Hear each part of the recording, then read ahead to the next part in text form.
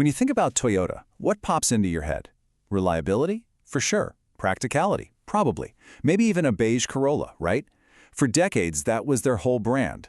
But lately, their lineup has gotten, well, extreme. We're talking everything from sensible sedans to wild sports cars and crazy luxurious trucks. So what's the master plan here? Are they brilliant or are they just confused? Let's dive in and decode Toyota's real identity.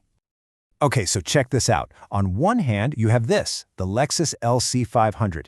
It is a stunning V8-powered monster of a Grand Tour with a price tag that shoots way past $100,000. And then on the complete other end of the universe, you've got the Toyota Sequoia.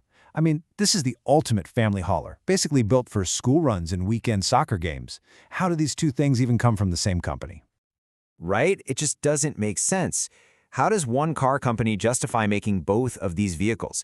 Is this a full-blown identity crisis? Or is there some kind of genius strategy hiding right under our noses? And hey, it's not just us asking. This quote from The Car Connection just hits the nail on the head.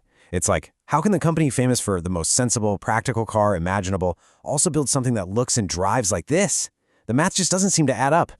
It really feels like the company has two totally different personalities. You've got the Toyota that's the absolute master of practicality and reliability, and then there's this other Toyota, the one that creates these extreme, super specialized machines for performance and luxury. And if you want to see this split personality in action, you don't have to look any further than one single model, the Tundra pickup truck. You'd think buying a truck would be pretty straightforward, but oh no. Toyota has turned it into a surprisingly complex decision. Just look at this. There are 10 different versions of the Tundra. And get this, the price literally doubles from the most basic model to the top-of-the-line one. This isn't just giving people a choice, this is basically choice overload. So why on earth would they do this? Well, this comment from a user on Reddit kind of gives us the answer. The decision isn't just about horsepower or how much it can tow. It comes down to a feeling, a personal preference, a vibe.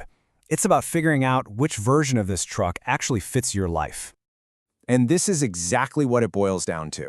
Are you the trail boss or are you heading to the boardroom? The TRD Pro is a beast, built for serious off-roading with special suspension and a tough-looking grille. But the capstone? That's pure rolling luxury. We're talking fancy leather, soundproof windows, and huge chrome wheels. See? It's not just a truck, it's a statement about who you are. So this whole strategy of targeting specific identities, it's not just for the Tundra. This is the secret key to understanding Toyota's entire, massive, and kind of confusing lineup. They're building cars for specific types of people, for specific customer archetypes. First up, let's talk about the driving purist.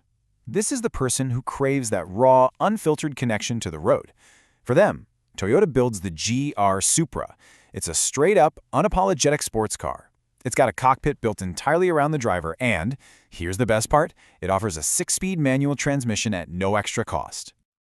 All right, next archetype, the legacy off-roader. This buyer has a bit of nostalgia for that old-school, rugged adventure. And for them, Toyota brought back the Land Cruiser. It's got this awesome retro design that calls back to the classics, but it's engineered to be perfectly at home way out in the dirt, but also smooth on the highway. And then you've got this really interesting one, the modern Maverick.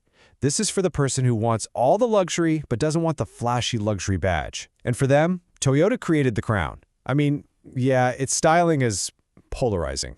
That tall sedan thing, you're either going to love it or you're going to hate it. But inside, it's pretty much a Lexus.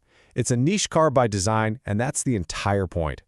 So we have all these different vehicles for all these different lifestyles. But what's the one surprising piece of technology that connects a lot of these premium specialized models? I'll give you a hint. It has absolutely nothing to do with saving gas. 437. That's how much horsepower the top-tier hybrid engine in the Tundra makes. Yeah, you heard me right. This is not your old Prius hybrid system. Toyota is now using its hybrid technology to create absolutely massive amounts of power and torque. They've completely flipped the script on what a hybrid can be. In fact, for a lot of these specialized vehicles, hybrid power isn't just an option, it's standard. The top Tundra models, the new Land Cruiser, the Crown, they are all exclusively hybrid. Toyota is strategically using its most advanced hybrid tech as a premium feature, a clear symbol of power and top-tier capability. Okay, so what seemed like a totally chaotic lineup isn't chaos at all. It's actually a very calculated, very sophisticated strategy. So let's break down the official Toyota playbook. The whole strategy is called lifestyle segmentation, and it's pretty clever. Instead of targeting you based on, say, your age or your income, Toyota is targeting you based on your identity. They're not asking how old you are, they're asking who you are. Are you an adventurer, a driving fanatic, someone who just wants quiet luxury? Because guess what? They have a vehicle specifically engineered to embody that exact lifestyle. So here's the playbook. It's really just 4 steps. 1. Target a specific lifestyle or identity. 2. Engineer a vehicle from the ground up that is the physical embodiment of that identity. 3. Use your best technology, like these powerful hybrid systems, to enhance that experience. And 4. Do this over and over again to dominate dozens of different little corners of the market, all under that one single trusted Toyota brand. So what looked like an identity crisis at the beginning is really the exact opposite.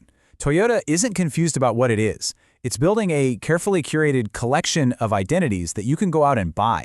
They're selling you a car that isn't just a tool to get from A to B, but a reflection of who you are, or maybe who you want to be. And this whole thing leaves us with one last, really fascinating question. You know, we live in a world of niche brands where companies try to be hyper-focused on one thing. But Toyota is making this massive bet that it can be everything to everyone. So in a world of specialists, can a single company really pull that off? Toyota seems absolutely determined to find out.